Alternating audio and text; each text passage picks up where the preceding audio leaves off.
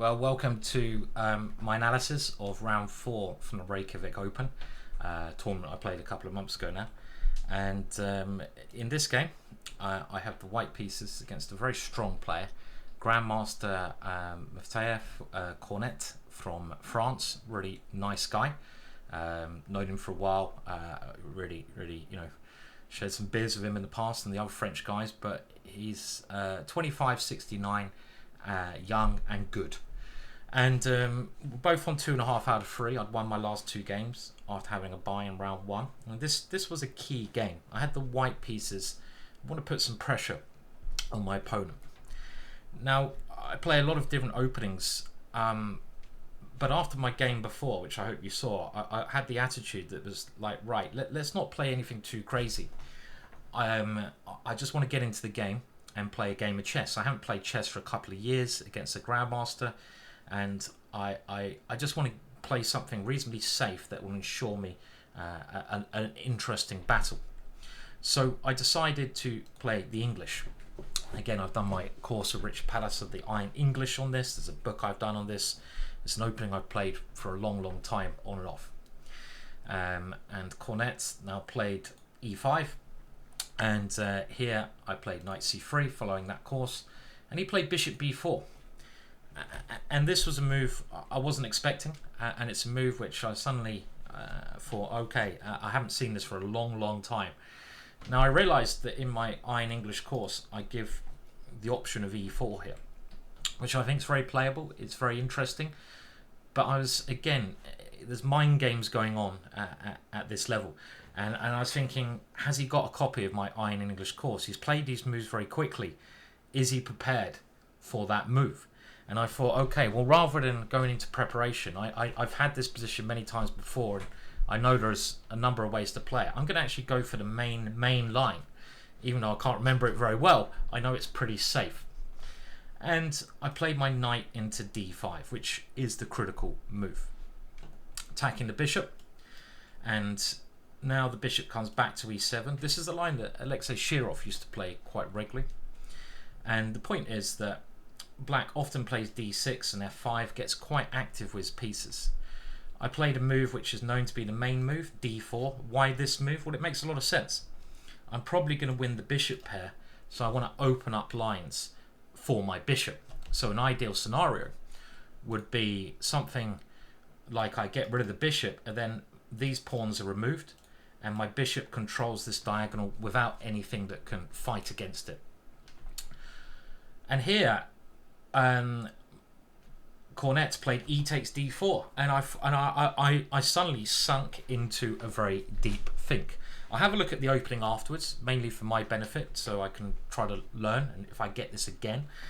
And I've never seen this move, and I was like, right, this must be a new theoretical idea, because it seems illogical to me, because we are now removing the pawns. I'm probably going to get rid of that bishop, and I'm going to have a great bishop. But I also thought, well, again, I don't want to go into his preparation, and I was looking at a number of options here, and I was thinking, do I take here? And the first thing I analysed is the most simplest move. If you don't know what you're doing, I'm already out my theory of move 5, but I thought if I capture here, okay, I'm threatening that one, so the knight generally comes to this square, and now my logical move would be able to take his bishop, because I want to, again, positionally, then if I can just get developed, I have a very nice structure. And I was looking at this move, and I was thinking, okay, well, what's happening here? What is actually happening? My opponent's going to play knight c6. He's got 3 pieces developed to my 1. My queen's going to lose another tempo. And I thought, this position is bound to be okay for me. But it take me 1, 2, 3, 4 moves to castle, and it just seemed like there was a little bit of danger entering into such a position when I haven't done the homework. I'm sure this is okay. The Stockfish confirms that, but I think the move I played was a much more sensible choice. Developing immediately with the knight and simply aiming to take this pawn back, but with more development. My queen is not going to be attacking a pawn, but I'm developing. So this is an interesting and I think very good option. Okay, so now my opponent played knight f6, And again, I have this option of taking on e7. And I did have a long think here. We'll have a look at the theory later, but I'm just going through my thought process first of all. And ideally, you do want to take this bishop because, again, like I said, it's a very open position. There's open lines. And if I can get developed, my dark square bishop could be a game winner because I've got rid of his one. But it's getting to that position. And after queen takes here, well, I was thinking if I take with a queen, then we go back into that variation. So I want to take with a knight. And I was very close to playing this line. And maybe this line is good. And I thought, well, you know, again, if I can develop here, I'm only 3 moves away from casting. That's not too bad. So I thought queen b4 was the critical move. Check. With the idea that he's going to now grab a pawn. And again, I think this is very, very playable. Maybe it's just good for white. But it's a little bit risky playing such a line against someone who could potentially as well prepared. So instead, I just took back on d4. And now we go to a position where my opponent has to get rid of this knight now. And this position here, I thought is a lot safer. And I thought I should have a small advantage here because I'm certainly going to castle with my bishop coming here, castling. I've got a nice pawn in the center, which causes him some aggro. So I was very happy in this position, the way the opening had gone. So my opponent castled. I played g3. Remember, if he checks me, I just block. It's not a problem. I'm getting castled. And now c5. A move that took me by surprise. I did not expect this, but in actual fact, he has to be very careful. If he plays a move like d6, after bishop g2 and castles, this is really restricting my opponent's position. And he's got a very tough position here. He's got a lack of space, and I've got a very easy game. I can push these pawns later. So c5 was a good move. And now I don't want to take on pass on. That's my most important pawn. So I thought, well, I'm going to grab this bishop now. So knight f5, d6, and I did grab this bishop. And one of maybe my weaknesses is I do overestimate my position sometimes. And I thought here after bishop g2, I thought this has got to be a great position for me. My dark square bishop, he can't fight against this. I'm going to put it on this diagonal. I'm going to castle safely. And I'm just going to play e5 because you look for pawn breaks generally where you have the majority of pawns. And I have the majority of pawns over here. So I'm looking for a pawn break. This is the general pawn break in this position. I thought this is fantastic. But actually, let's have a look. As the computer says, and this is modern chess for you, those positional considerations, the computer says it's actually equal. And I was very surprised to see this afterwards. It says that black is doing okay. Black has a solid position and counterplay. And I underestimated this at the time. So let's have a look. So my opponent develops his pieces. Knight d7. I castle. And now my opponent plays quite a logical move, I feel. f5. Trying to create some counterplay and stopping my pawn coming here as you know, as a logical idea. I instead play rook e1, and I think, well, I'm actually going to try to play this pawn move because I want to open up more lines. So if I exchange these pawns, I want to open up more lines because my bishops become better, and the e-file seems very nice. So I thought, okay, I'm still very happy here. Knight to e5, and now again I'm played quite well here.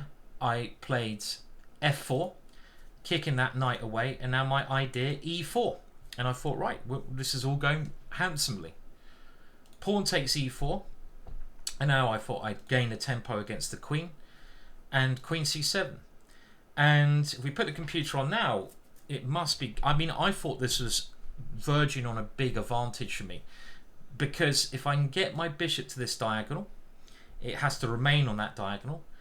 If I can kick this knight away, which I simply do now with h3, the knight is not going to go to a very good square. It comes back here. Okay, I just moved my rook back. And it was here, like, I thought, well, this is just fantastic. These pawns might come up the board at the right moment, but look how strong this diagonal is. Look at this weakened square. But again, I'm overestimating my position. And what I failed to take into account is really my opponent's quite solid. He's going to play bishop d7. He's going to swap rooks off. He can play b5. He can get counterplay over with his pawn majority.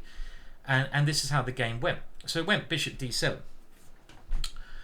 So now I try to continue getting my pieces out. Now you saw there that Layla was recommending g4, but I think it's very human to think of your pieces and get them to the best squares. So I just played bishop d2, c3, beautiful square. My opponent continues with rook here, and we've always got to consider what our opponents are trying to achieve, right? And in this position, it struck me that I have to be a little bit careful if he's ever able to get a piece into this e4 square. And I was like, okay, this is not as simple as I thought. So if I play maybe bishop c3, let's see what the computer says. If I play bishop c3, which is the most human-like move, well, there is b5, b4. But I think I was also worried maybe about some plan where he could take here and play rook e8. And after this one, go knight here. We can see the computer still thinks that white's doing well, but I have to give up my bishop pair, which, again, is not something I ideally want to do. But it says that my remaining bishop is very strong. But this seems quite risky. The move I actually played, well, the computer actually really likes this g4 move. But the move I played, queen c2, seems so logical, right? I control e4, I connect my rooks, I stop the bishop coming here. But I really was at this moment thinking, this is fantastic. I go bishop c3 next move. I've got this diagonal, and then I can start pushing these pawns. My two bishops must be good, but my opponent's next move was a fantastic move. Can you see my opponent's next move? It's actually not the computer move, but as soon as my opponent played the next move, I was like, oh, and I suddenly realized, hang on a minute, my advantage, it's not that great. And actually, God, what have I done? So what is the move here? Pause now. So think, this is where, you know, strong grandmasters, they come into their own. You know, like maybe a 2300 player here would play something slowly and just allow me to, I can always go b3, put my bishop here, allow me to take more positional control while I'm controlling all the squares with my bishops. Well, the move he played was queen c8.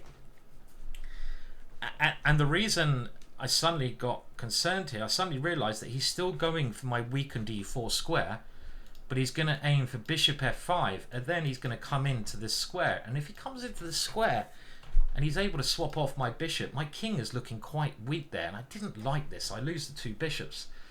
So my initial thought here was to play the move g4, which stops the bishop coming here. And I suddenly saw a line, I think, which he has to, I mean, sacrifices here just not working. And I was very near to playing this, but then I suddenly realised, of course, he plays Harry. And the point is, he's trying to get control of this square on f5. And the computer giving an interesting line here. I think I saw that I probably have a draw in this position, but I'm still trying to win. And the draw that I'm just going my thoughts, was rook takes rook, when of course he's probably going to take with a rook, right? Everything else seems inferior because I take over the file, maybe if he takes with the queen. So rook takes, he's got this file, and now bishop c3. And I saw this line with the idea that I'm going to take here and try to come into the position. So if he now goes pawn takes g4, I saw that bishop takes f6 might be okay. And again, this is still quite complicated because there's this bishop f5 move. But if he takes here, I've at least got a draw now, right? Maybe I can win this one. But there were some lines that put me off here, and bishop f5 he has to play. And after queen c3, well, this is now looking at it. Why didn't I play this? It's been a while. This position maybe I just evaluated wrong. And let's see what else can he play here. So after bishop, yeah, so this is interesting. So okay, so maybe knight takes is the way to play. And but then I play f5 and I stop this coming in. So why didn't I play this? I think I was seeing ghosts. It's very easy to see ghosts when a move surprises you, like queen c8. Maybe you start to see more ghosts than you should, and you become a little bit less confident. And I think here that g4, with this idea I just demonstrated, was the way to play, clearly. So I think I've got to be a little bit more confident in the future. Something that, you know, because I haven't played so much, I'm not as confident. So okay, little learning tip: be confident and trying to play the most critical move. Because after king h2, bishop f5, I have to move my queen. This is my idea, by the way, that I'm keeping control of e4. This is why I played this way. But this is not as dangerous as some of the other lines. And if we put it on the computer, you can see the computer actually starting to like black here. My opponent played it very simple with rook takes e1 and rook to e8. And now I was in a bit of time trouble and I played a very bad move. And here I should now play g4, and I've still got a nice edge. Now, of course, I was more worried in this position about rook takes e1, bishop takes e1, and queen e8, which is the computer is finding. And now after bishop to this square, I thought after bishop e4, it's probably going to go to a draw because everything's going to get exchanged to a queen ending. But even the computer likes this one. But I don't know if the computer's been a bit optimistic there. Because everything's getting exchanged. For example, bishop takes f6, bishop takes g2, king takes g2, pawn takes here.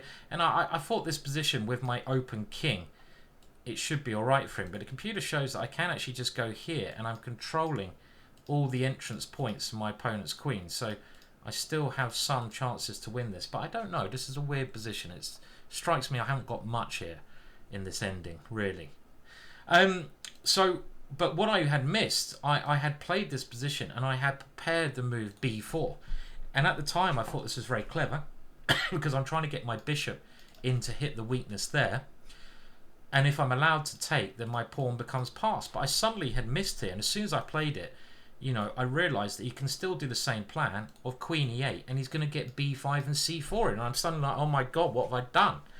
I've given him a really powerful passed pawn. So I had a long think here, and I thought, well, my best chance, I have to move my bishop really, and after b5 I have to move my queen in this position, and now c4, so he's got this horrendous passed pawn.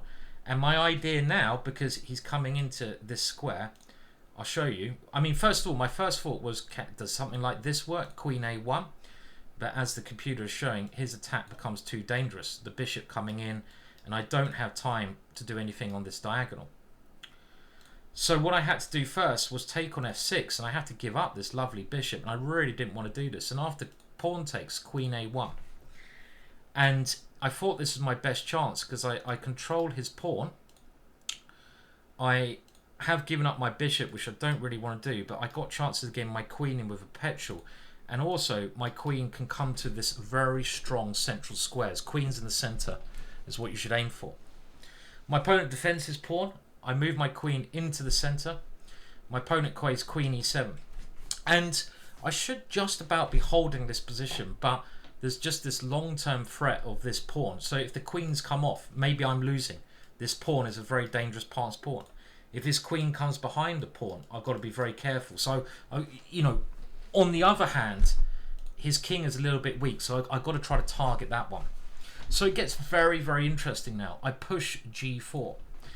One of the main ideas, I gain a tempo, but it gives me ideas of going g5 and getting rid of this pawn to open up his king more, with my queen coming in. He goes bishop d3, and now bishop f3. I'm trying to stop his queen coming in. For example, if the queen comes into e2, well, it can't anymore. And also, after g5, my bishop has this extra check.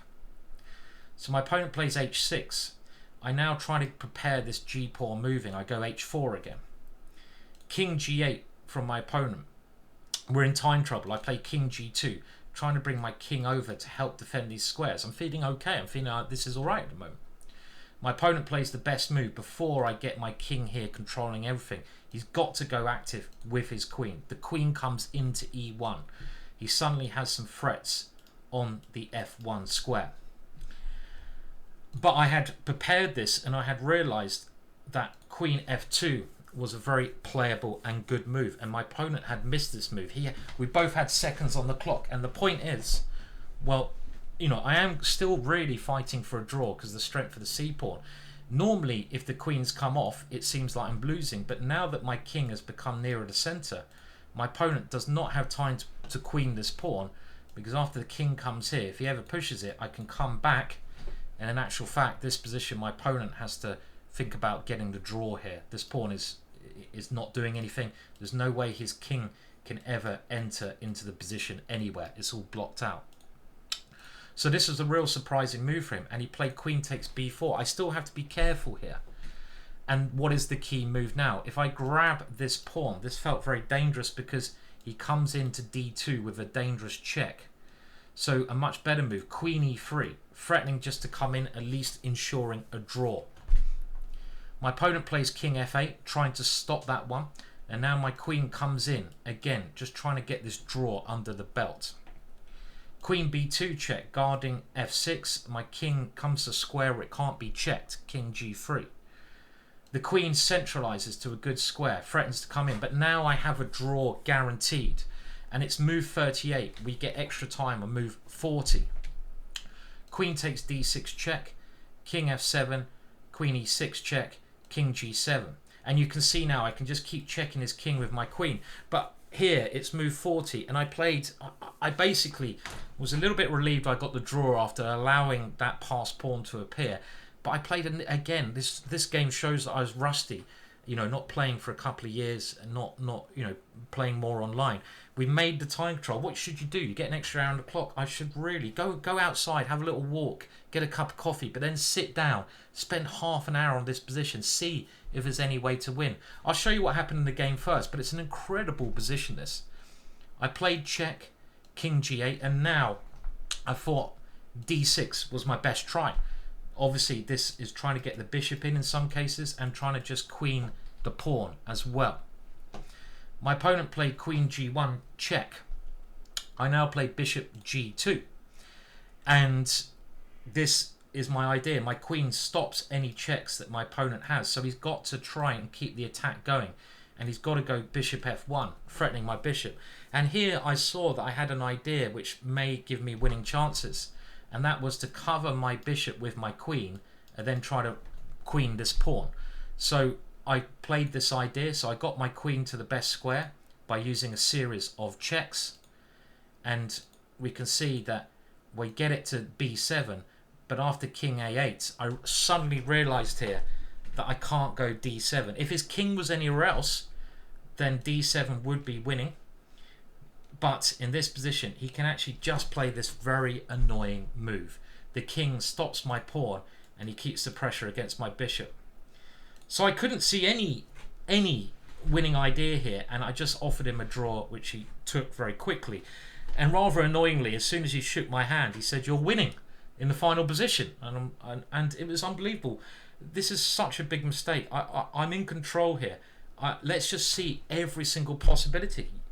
And the win is, pause if you want to now. Let's put the computer on, see if the computer finds it.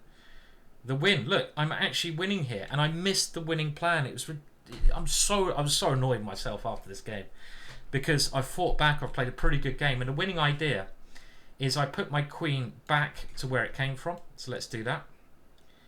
And we come back this way, which he can't stop.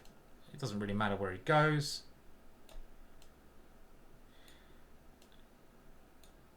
And we go back to this position, and after here, was the computer finding the win here? The computer's just repeating, isn't it?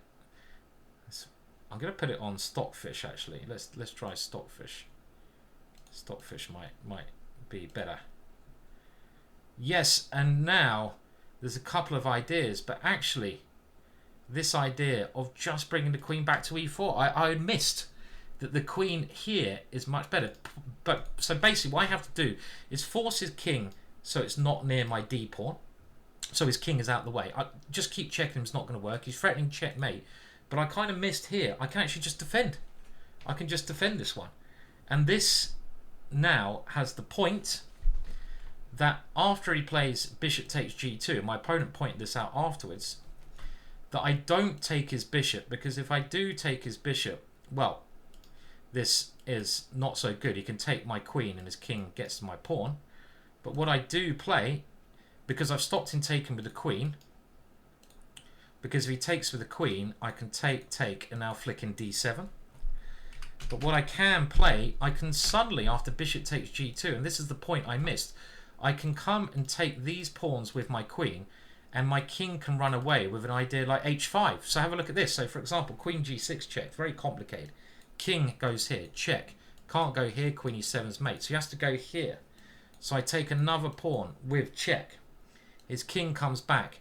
And then it's actually quite easily winning. I centralise my queen again at the right moment. And in this position, my opponent says at some point I can play h5.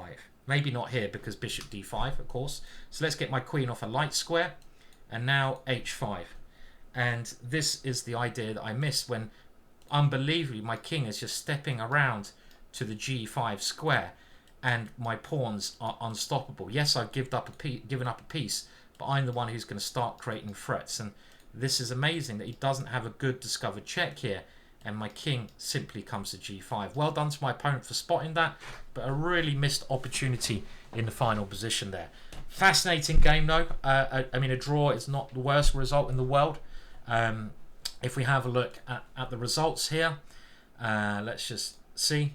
And we can see this is the tournament after, was it round 3? No, that was round 4. So let's go there. And we can see round 4. Well, I'm on board 10 there. It's a draw. If I'd have won that, it would have put me up into, you know, up there right at the top of the standings in the competition. But a draw is not a bad result. It just means I'm going to have the black pieces against someone incredibly strong in the next round, which we'll move on into the next video. Anyway, an exciting game. Now, you know, we could have a little look at this on G-chess as well, the opening stages. So just so I don't get the same thing again. So the position I want to check out is what happens, and is there any articles in this? So I'm just going to have a look. I always go to the articles first if you follow my mouse, because this is annotations by Grandmasters. And if we go here, there's 2. You see, this is quite a recent idea, which I wasn't aware of, because I haven't looked at this line for, you know, 5 years or so. But this is great. So I can look at a line from 2022. And it says here, and based on recent games, is more solid. And let's have a look at this queen takes line. So knight f6, knight takes e7, and now bishop g5, knight c6. This is one line, queen here, knight e5, knight f3, d6. And you can go into this ending where black can equalize. This is the kind of position I'd actually be very happy playing, because I've got 2 bishops here. It might be equal, but black has to be a little bit careful. But what else is given here? Well, it gives knight f3, which seemed to work out quite well in my game, but maybe not enough for an edge. So could I improve? Knight f6. Okay, well, it seems here that after knight takes castles g3, we're following the game. Knight takes here c5. This is following the game. And now it gives in the notes d6 looks fine for black. That's very interesting, which is maybe an improvement, right? So this is actually what my opponent played, quite new stuff. So I have to look at this. I'm not gonna look at this line in too much detail now, because it will bore you with the videos, but I'm just giving you a glimpse into how you should be improving your own chess by using resources out there. Use gchess.com. Go and check it out. If you open it up to all the resources, you will only improve by, you know, I can now spend another half an hour studying the lines here and make sure I find a way to get an advantage if this ever happens again to me. Please like and subscribe to the channel. Thank you. Goodbye for now.